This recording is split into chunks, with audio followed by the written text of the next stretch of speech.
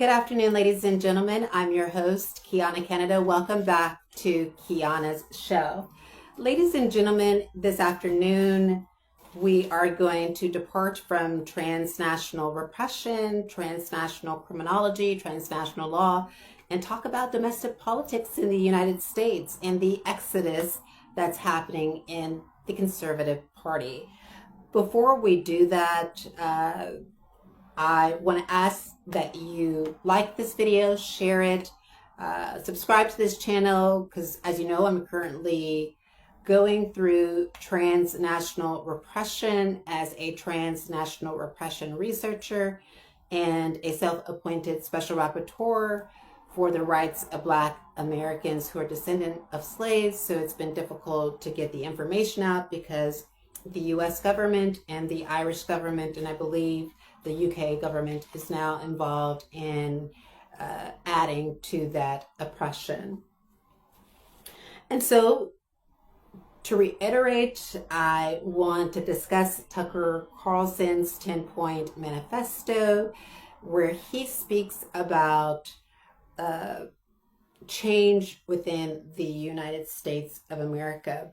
And my question is whether or not Tucker Carlson, Marjorie Taylor Greene, Thomas Massie, and Joe Kent are moving away from Trump's paleo-conservatism and toward moderate conservatism. Before we get into that, I want to let you know that I do have some good news, a treat that I received, and I'll share that with you at the end of this video. Now, going back to that question about whether or not this new group of conservatives are moving away from Trump's paleo-conservatism and toward moderate conservatism, to answer this question, I want to discuss Noël O'Sullivan's varieties of conservatism, and specifically reactionary conservatism, radical conservatism, moderate conservatism, and paleo-conservatism. And so what is reactionary conservatism? And before we get into this, I want to do this as more so of how we're learning about this together. Because, of course, I have read about this and I'm learning about it and have made a decision and a determination about the direction that I think that they're going, but of course, you may believe that it is a different direction. And if you do believe that, I want to hear from you to know exactly how you feel about it. And so let's go ahead and get into it. Under reactionary conservatism, the first has been to embrace the revolutionary cause, albeit in some half-hearted way. And according to Tucker Carlson's 10-point plan, I don't think that this is a half-hearted plan. It doesn't appear to be at this moment. So the first is fair, a system that stands against impunity, a return to objective justice where no person is above the law. The second is sovereign, prioritizing the nation's interest, free from foreign influence and debt slavery. The third is productiveness, focus on creating tangible, high quality and beautiful goods rather than just finance and surveillance technology. And my understanding about this is creating what appears to be goods within the United States that comes from the United States. So if you go into a store, you turn over a piece of pottery, it should say, according to Tucker Carlson and his team, like made in America. And by listening to his approach and his video, it does appear as if he believes that not enough things are made in the United States. So fourth is natural, protecting America's farmlands, its foundational resources, rather than as I I guess, an exploitable asset. Number 5 is beautiful. Resorting, so under beautiful, it's restoring the physical aesthetics of American towns and spaces. I haven't been in the United States for years. The United States has always been, in my personal opinion, a very beautiful place. A lot of the cities and states are very, very beautiful. But perhaps there is maybe, I don't know, some creativity, maybe there's some creativity to this that Tucker Carlson and his team wants to bring.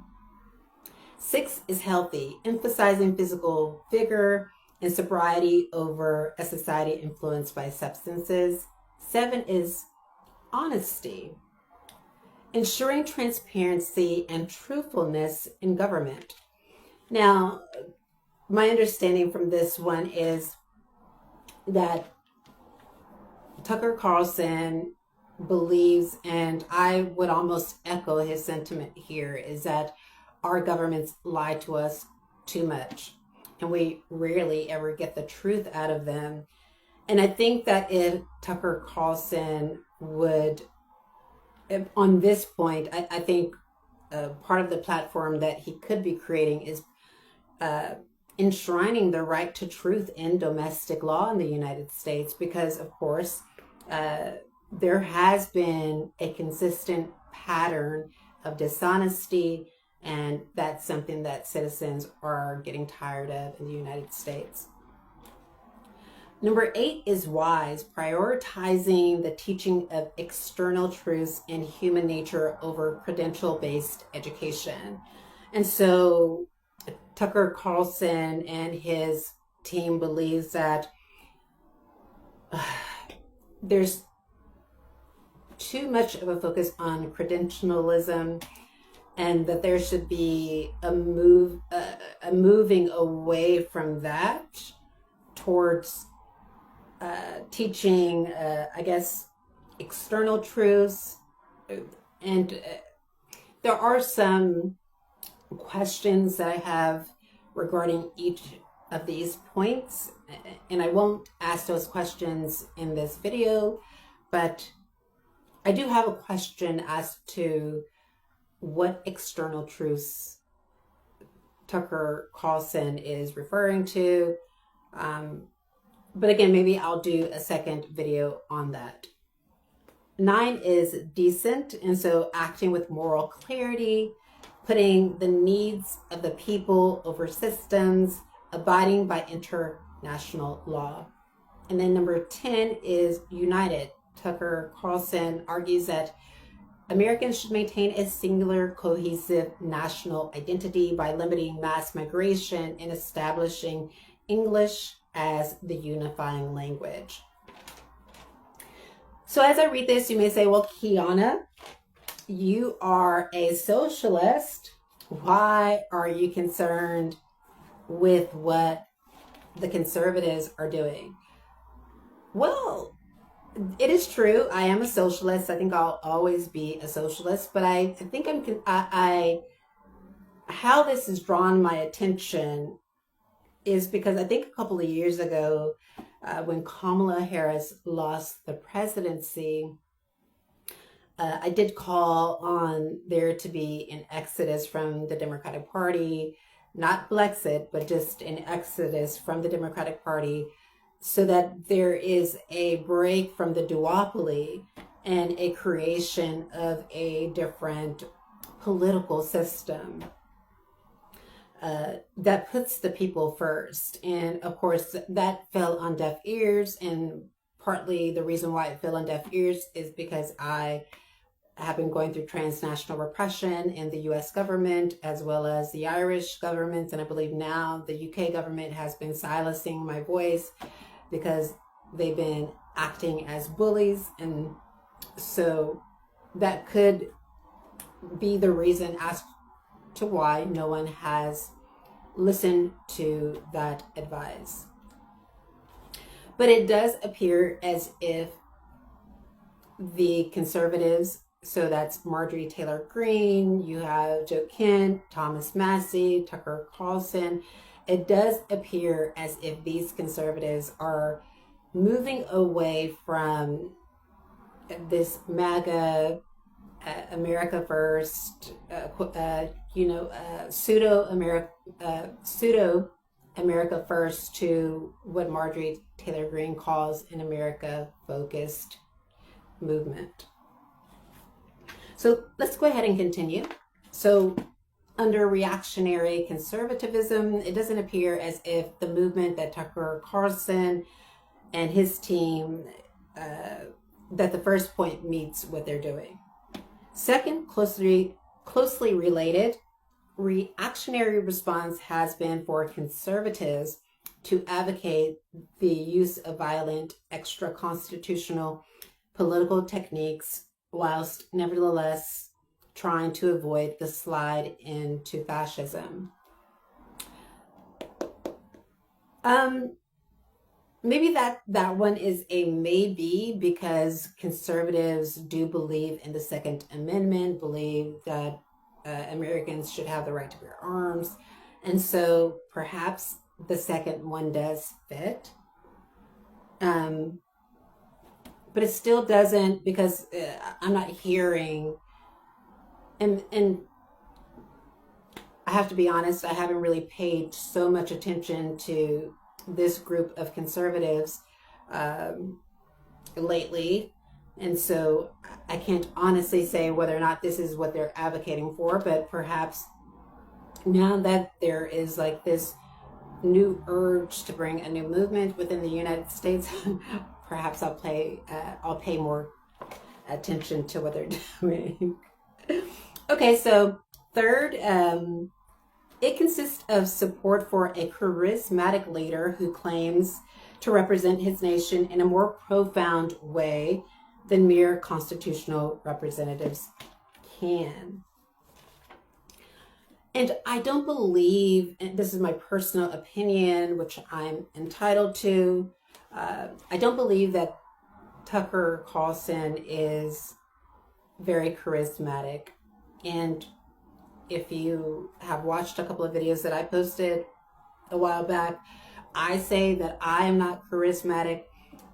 I don't think that there is a personality cult for Tucker Carlson the same way there is for Donald Trump, the same way there is for Barack Obama.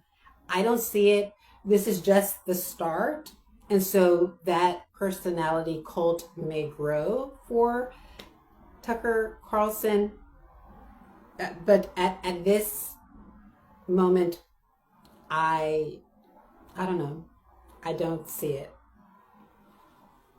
But truth be told, like, he does appear to be the prevailing head voice for the conservative movement now. So to reiterate, that could mean that he is going to garner support for his 10-point plan. That 10-point plan was just released, I believe, last night.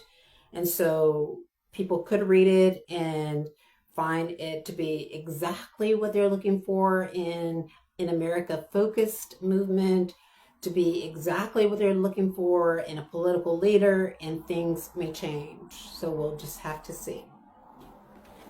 So fourth is the reactionary may seek consolation for his marginality by defiantly resorting to a variety of dangerous pursuits that display contempt for the spiritual mediocrity of modern mass society. I don't see this fitting in with what Tucker Carlson and his team seek to do. Just doesn't seem as if that's something that they're looking to do.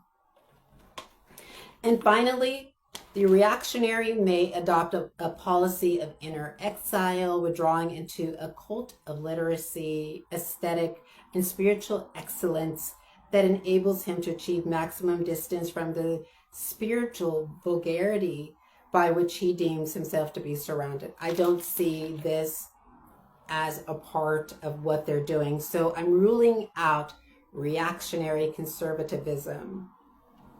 Now, what about radical conservatism. Have you ever wondered why Donald Trump and other conservatives, lately there was this, within the last few months, there's been like Donald Trump and other conservatives calling Tucker Carlson, Marjorie Taylor Greene, and Thomas Massie woke.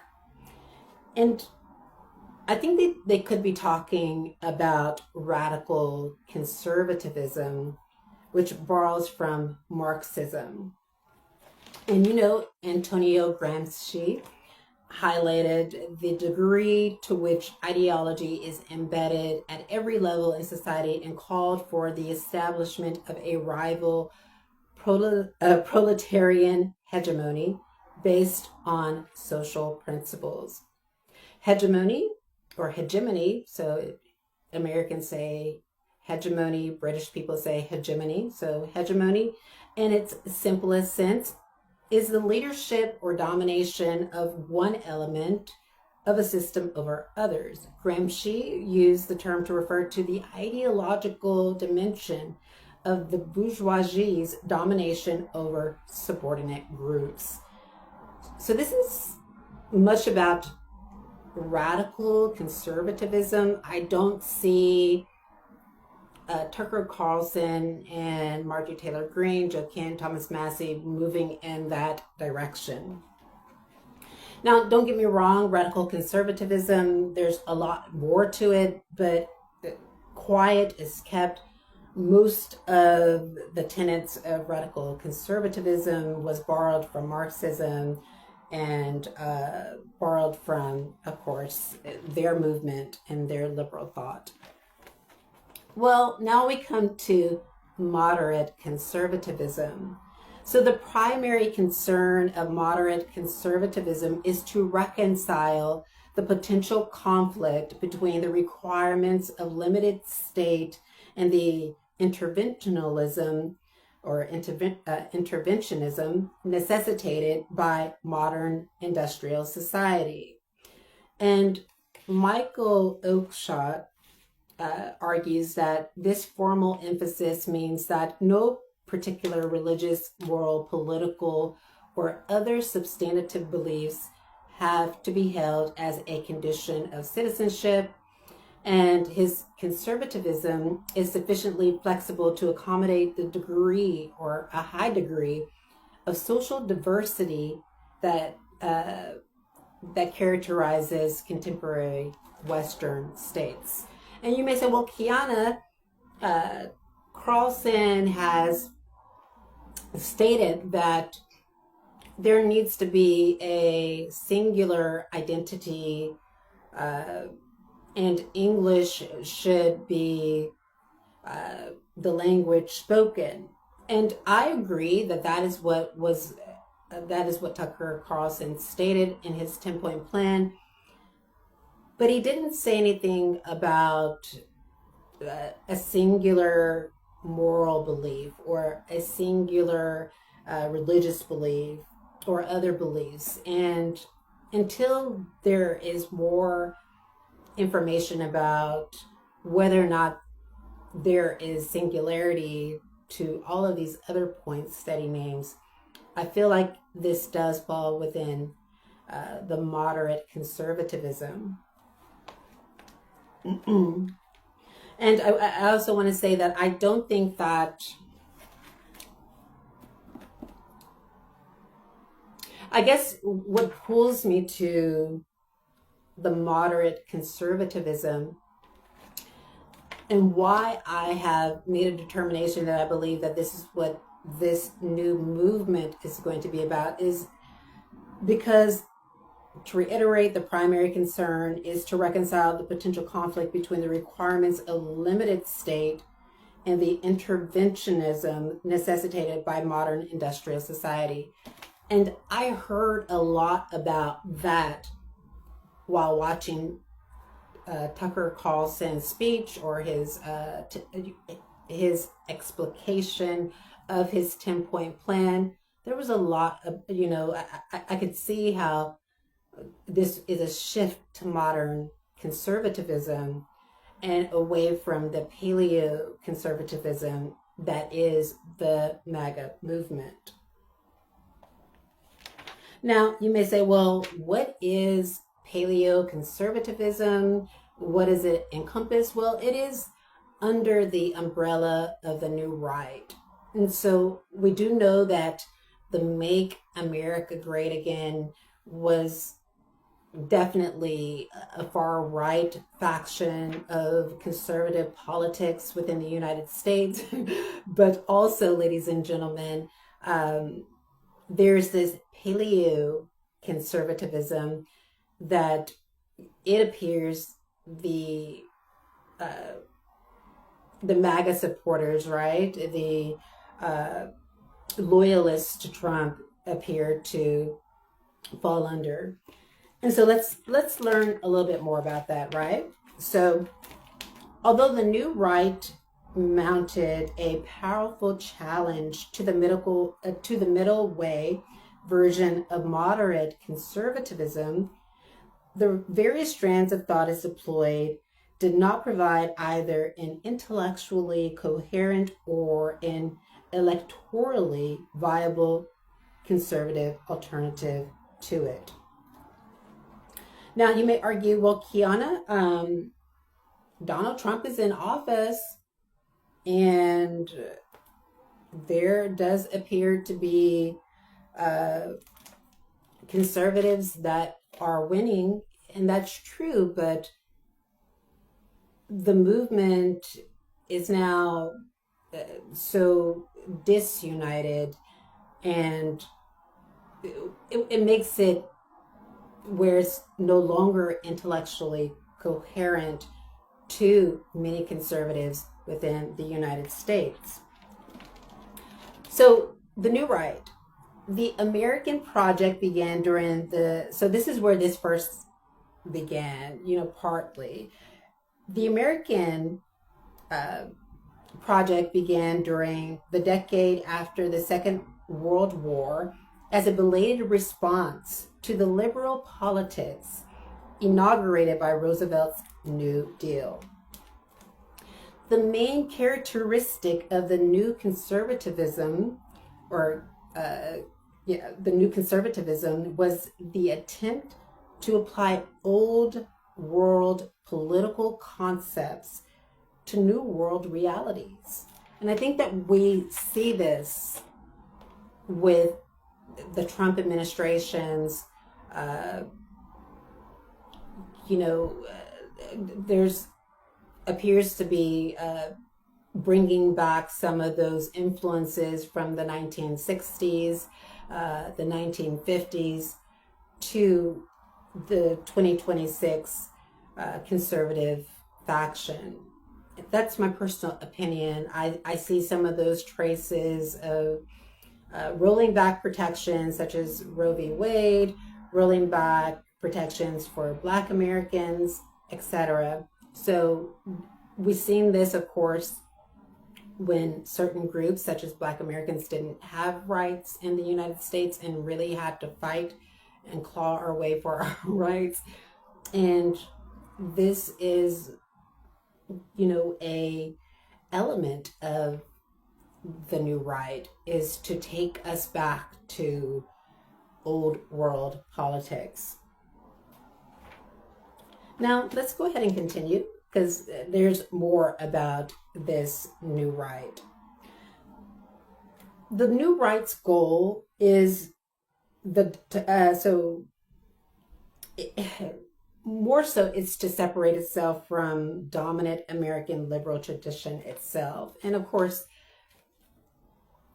the conservatives do that anyway, right? So whether that's Donald Trump and his MAGA movement, or whether that could possibly be the new movement that Marjorie Taylor Greene, Thomas Massie, Joe Kent, and Tucker seek to do, is to separate themselves. But neoconservatives were convinced that the liberal idealism which nurtured the counterculture was not only destroying the ability of the U.S. to protect its national interests effectively against the USSR, but also fostered a welfare system which produced a dependency culture and a new underclass. And so what have we heard this entire time during the Trump administration's campaign is that we need to protect ourselves from Russia, or there is this welfare state that we need to move away from.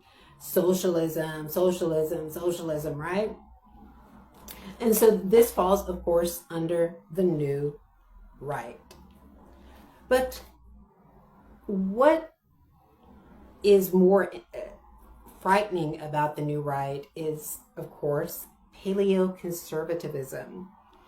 And it goes further to reject liberal orthodoxy than neoconservatism. Its characteristics demand is for toughness, expressed above all in a desire for workfare rather than welfare, and tough treatment for single mothers receiving Social Security benefits, tough treatment for prisoners, a tough stand on immigration, a tough stand on positive discrimination, and tough protectionist measures. As this program suggests, the paleo-conservative attitude to the state is somewhat ambiguous, veering between unqualified hostility at one extreme and willingness to invoke draconian state intervention at the other. All of this we have seen under the Trump administration. And that is what makes the Trump administration paleo-conservatives practicing paleo-conservatism. And I found that quite interesting because when I was reading that, I was like, God, like all of this has happened under the Trump administration, and not many people are doing anything about it until now. But what do critics of paleo-conservatives, what do they say? They say that this strategy entails a dangerous attempt to exploit economic problems by a simplistic analysis attributing them to immigration and lack of protectionist measures in the face of globalization. Now, we did hear a bit of this in Tucker Carlson's last example of what a new America would look like as it relates to immigration. And of course, conservatives believe that there should be limits on immigration. And so the part that are not connecting to the 10-point plan that Carlson has created is what I've read under paleo-conservatism. I don't see that, or I haven't heard anything about that. To be honest, I've heard the opposite. I've heard, that there should be protections for like single mothers and women. There should be protection for, people that needed security benefits, etc. And so we'll just have to see how this develops. Again, I find this to be quite interesting. This is an interesting direction that Tucker Carlson and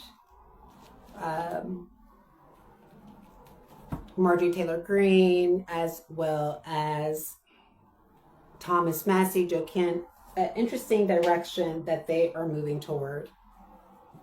And so my question is, are Tucker's ideas prosaic? And I'll leave you to answer that question.